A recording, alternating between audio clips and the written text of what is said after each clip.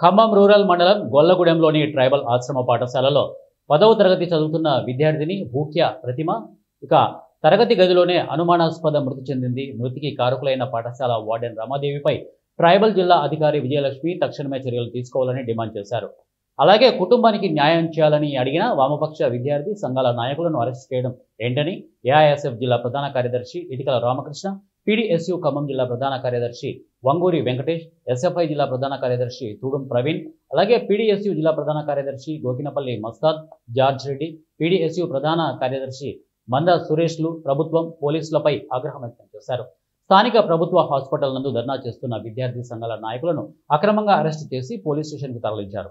ఈ సందర్భంగా ఏఐఎస్ఎఫ్ జిల్లా ప్రధాన కార్యదర్శి ఇటికల రామకృష్ణ, పీడీఎస్యూ ఖమ్మం జిల్లా ప్రధాన కార్యదర్శి వంగూరి వెంకటేష్, ఎస్ఎఫ్ఐ జిల్లా ప్రధాన కార్యదర్శి తూడం ప్రవీణ్ మాట్లాడుతూ క్లాస్ రూముల్లో స్పృహ తప్పి పడిపోయిన విద్యార్థిని మృతిపై అనుమానం వ్యక్తం చేస్తున్న విద్యార్థిని తల్లిదండ్రులు మరియు విద్యార్థి సంఘం నాయకులు తక్షణమే చనిపోయిన విద్యార్థి కుటుంబానికి 50 లక్షలు ఎక్స్ గ్రేషియా, వారి కుటుంబంలో ప్రభుత్వ ఉద్యోగం కల్పించాలని ప్రభుత్వాన్ని డిమాండ్ చేశారు. కనిపిస్తా ఉంది.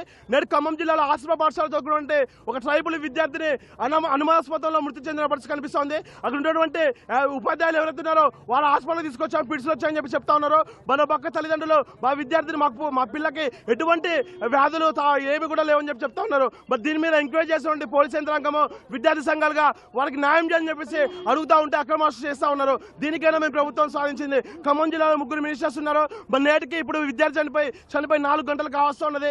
ఇప్పటికైనా కూడా మరి 3 మినిస్టర్లు ఒక్క మినిస్టర్ కూడా స్పందించకుండా ఈ ప్రభుత్వం ఏం చేస్తా ఉంది? తక్షణమే కుటుంబానికి న్యాయం చేయాలని చెప్పేసి వామపక్ష విద్యా సంఘాలుగా పీడీఎస్గా మేము డిమాండ్ చేస్తా ఉన్నాం. మేము అడిగిందంటే విద్యార్థికి న్యాయం చేయాలి, ఆ వార్డెన్ని సస్పెండ్ చేయాలి. ఆ విద్యార్థి ప్రాణాలు తిరిగి వస్తాయా? తిరిగి రావు కదా. బట్ దీని మీద అడుగుతుంటే విద్యార్థి నాయకులు ఎందుకు అరెస్ట్ చేస్తారని చెప్పేసి అడుగుతా ఉన్నాము. మీరు కుటుంబానికి న్యాయం చేస్తారా, అటు ఆ వార్డెన్లకి న్యాయం చేస్తారని చెప్పేసి అడుగుతా ఉన్నాము. ఎంతమంది బలిదానాలు కావాలి తెలంగాణ? అసలు మా విద్యార్థులు చనిపోతే కనీసం తెలంగాణ ప్రభుత్వం స్పందించడం లేని చెప్పేసి అని కూడా మేము తెలియజేస్తా ఉన్నాం. కాబట్టి ఇప్పటికైనా ప్రభుత్వం స్పందించాలి, ఆ విద్యార్థి కుటుంబానికి న్యాయం చేయాలి, వార్డెన్ని తక్షణమే సస్పెండ్ చేయాలని చెప్పేసి కూడా మేము పీడీఎస్ వామపక్ష విద్యా సంఘాలు డిమాండ్ చేస్తా ఉన్నాం. కాబట్టి ఇప్పటికైనా ప్రభుత్వం స్పందించకపోతే ఆ కుటుంబానికి న్యాయం చేసేంత వరకు కూడా ఉద్యమాలు చేపడతామని చెప్పేసి కూడా మేము తెలియజేస్తా ఉన్నాము. అదేవిధంగా పోలీసు యంత్రాంగానికి ఒకటే తెలియజేస్తాం.